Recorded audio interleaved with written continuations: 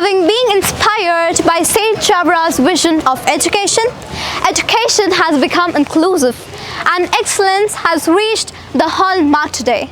A gleeful morning to all my worthy listeners and judges. Today I, chess number J366, feels fortunate to interact with such a specific audience.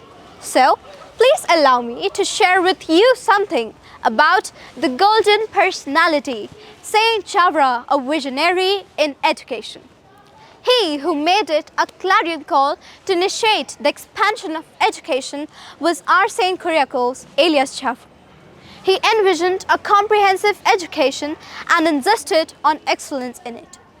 The issue today is not the lack of knowledge, but the wisdom that is in crisis. Saint Chavara was so active ecclesiastically and socially that he brought massive and sweeping reforms during the 65 years of his life in the extremely complex and complicated history of Kerala. Undoubtedly, he was a man of God and believed that truth is Lord Jesus himself.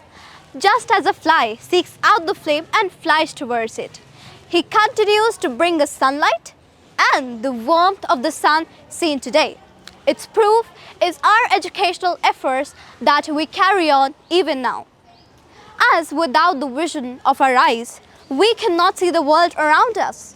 Similarly, without the vision that is education, we would not be able to know God who dwells in heaven. Just as those do not have eyes are blind, those do not have education are blind as far as wisdom is concerned. Saint Chavara was not an educationist as we define him today. He was a luminary not only at the ecclesial levels, but was a spiritual leader, a social reformer who gave his whole life in establishing billions of educational endeavors in that unjusted time of Kerala.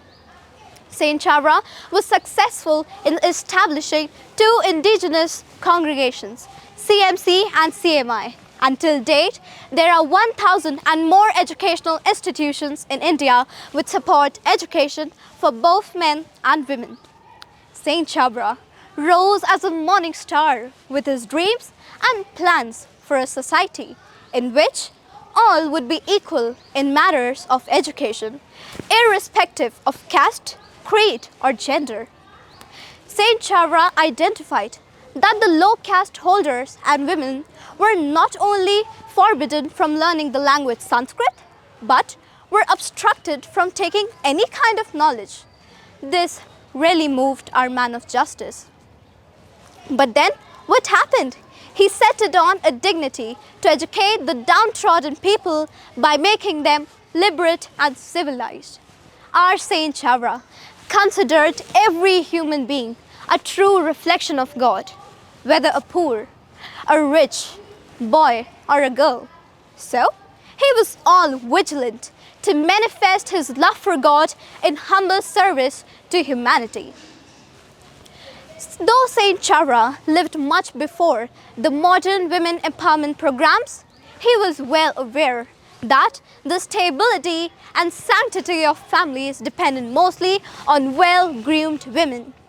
In a society where people were divided into several castes, he hankered social equality and social dignity. If education is to become a reality, we must ensure that all learners have an access to quality education. Quality and excellence in higher education are not activities but are products of an environment which has to be built bit by bit at all levels. At last, I would like to conclude by saying that Saint Chavara could see God's face everywhere and in everything in the universe. Let us also seek His face everywhere, and thus we can make our hearts as large as the universe. Thank you.